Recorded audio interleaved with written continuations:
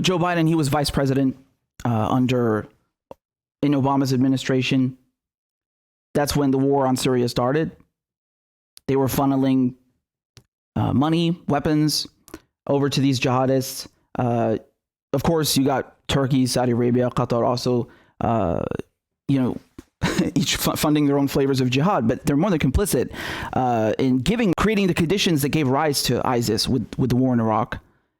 And then, of course, once we had ISIS, once you had all of these jihadist groups, whitewashing them in the media, portraying them as rebels and portraying this imperialist aggression and regime change war as a grassroots revolution. And to this day, they continue to do that. And, Joe Biden, as I said, he played a pivotal role in helping start the war in Iraq, and then was in the Obama administration when they started against Syria, destroyed Libya. And his foreign policy advisor has signaled to the Washington Post a few months ago that, Biden approves of these Caesar Act sanctions. I mean, you got to consider something, man. Even if there wasn't a war, those sanctions alone are an act of war. You're choking a country and strangling it and causing its currency to go into free fall, demolishing its economy, cutting off funding, punishing anyone who tries to help invest in the country. This is evil. It's siege warfare. It kills people. So those are not going to stop under Biden because he's not only, as I said, he hasn't condemned them. Moreover, his foreign policy advisor has said that, we think this is an effective tool. And when it comes also to the troops that are in Syria, dude, Biden is going to keep the same forces in northeastern Syria guarding the oil fields, as they like to say, until it turns out they're plundering the oil and giving it to American firms that are also subsidized by the government. So it's state sanctioned, it's a fascism, straight up fascism and imperialism. And so that's not going to change, man. I mean, look what he did. Look what he did to Iraq, man. Look what this guy did to Iraq alone. Never mind that he had a hand in starting the war in Syria in the first place. That's not going to change. And Susan Rice, oh Jesus! I mean, she's also fully complicit with helping to destroy Libya. She was in the Obama administration. That's not counting what she did during the Bill Clinton years, right? When she was also serving in his administration and turning a blind eye to what was going to happen in Rwanda, which turned out to be the Rwandan genocide, right? Refusing to even call it a genocide at the time. I mean, these people are fucking evil. That's an understatement, right?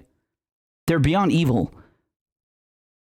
They're going to keep serving the military-industrial complex. They have no shred of humanity in them. They're just. I don't understand anyone who expects change. I really don't. I really don't. They will change the tactic, but the result is the same. That's the sad truth. That is the sad truth, man. And as I mentioned on Twitter the other day,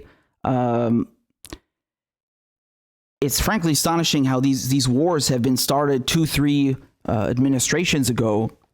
I mean, I don't care if they're started yesterday, but just the fact they're started 2-3 governments ago, regimes ago, and each new president that comes in, each new administration just inherits them. Although, can you really say inherit with Joe Biden since he helped start it? It's not really inheriting if you're, if it's yours. And no one questions it, right? At least Obama, when he ran in 2007 and 2008, he was talking about, I'm going to end mass surveillance. I'm going to end the war in Iraq and in Afghanistan. I'm going to close down Guantanamo Bay. Yeah, he's full of shit. But this time around, did you even hear them say stuff like that? You're listening to Biden before he's even been elected saying like, China and Russia and Iran, they're going to pay a price when I get in office. Holy shit. That's your diplomacy? You're threatening people you're supposed to sit down and negotiate with before you are even elected? What does that signal to them? Why the fuck would they sit down with you? Madness. Straight up madness. You can't reason with these monsters. Their whole careers are built off of war and destruction. I mean, this is not... That's putting it lightly. So I hope that answers your question. But yeah, you're gonna have a lovely cabinet with Joe Biden. Oh, you just wait and see, man. The most corrupt sewage from Washington just resurfacing, neocons, you name it. And of course, they're gonna market it to you, sell it to you as, oh, look, we have to compromise. Motherfucker, it hasn't even been 48 hours since you were elected, and you're already conceding to the other party. Oh my God, just unbelievable. Well, it is what it is, it's just we can't do it, and you're just gonna have to swallow a little, as Joe Biden's wife would say.